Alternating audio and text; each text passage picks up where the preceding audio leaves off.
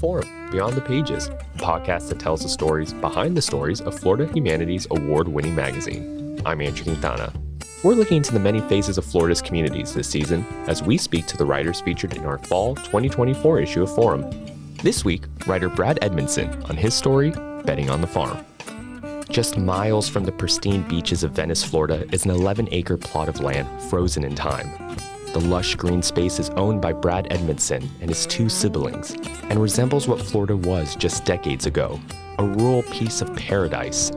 For more than 75 years, Brad's family has lived and operated on this farm. What started as 275 acres of dairy production has dwindled down to what Brad and his family can manage to keep going. However, as Brad tells us, the memories make what remains worth holding on to.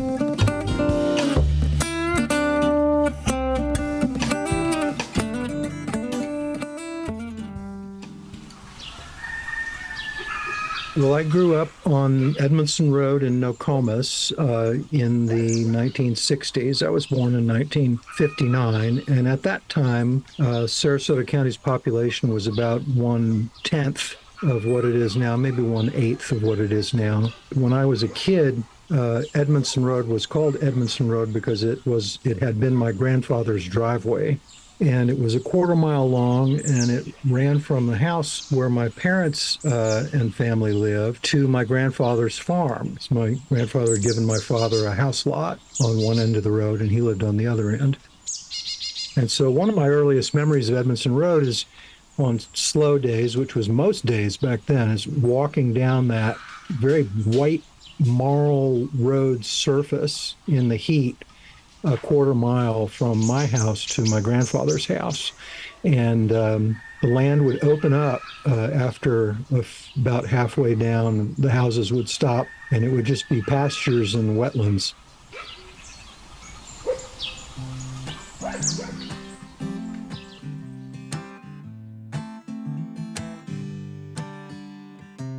My family's farm began operating in 1923. It was started by another family, a guy named George Williams from Texas. And in 1923, Venice and Nokomis were boom towns because of an investment by a union, the Brotherhood of Locomotive Engineers.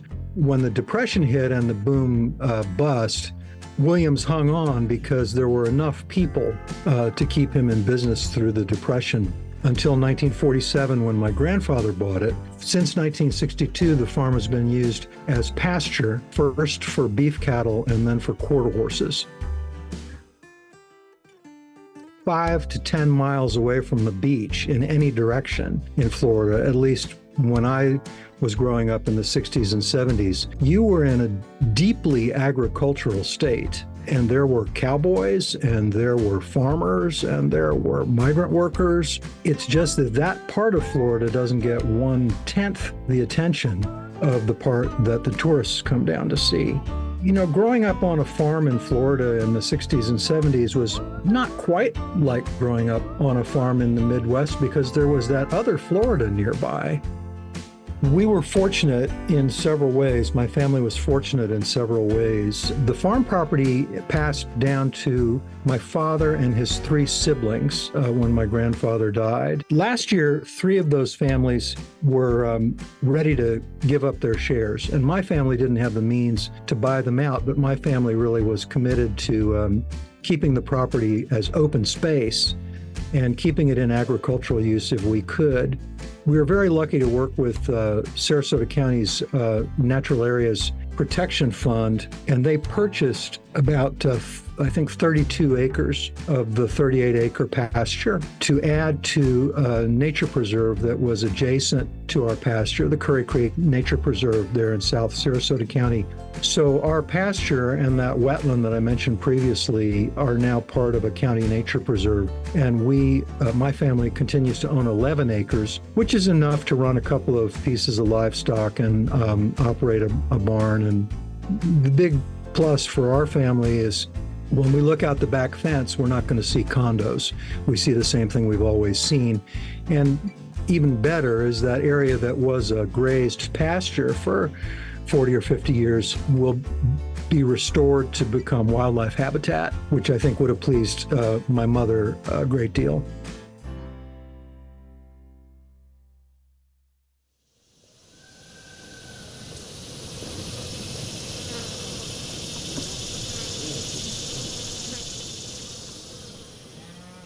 We hold on to it for several reasons.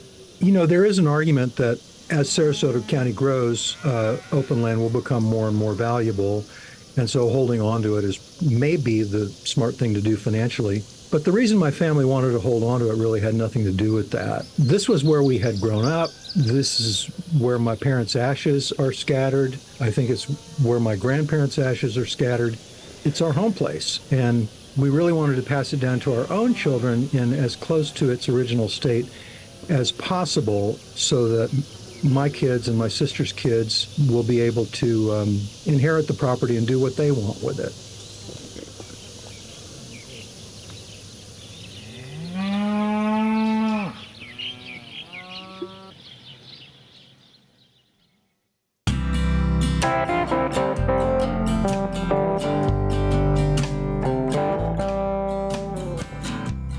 That was Brad Edmondson on his story, Betting on the Farm. Forum, Beyond the Pages, is produced by Florida Humanities. Our music was created by Tampa Bay area musician JJ Patishall. You can follow him on Instagram at JJ Patishall Music. Want to get the latest issue of Forum delivered to your door 3 times a year? Become a Florida Humanities member by visiting floridahumanities.org/membership.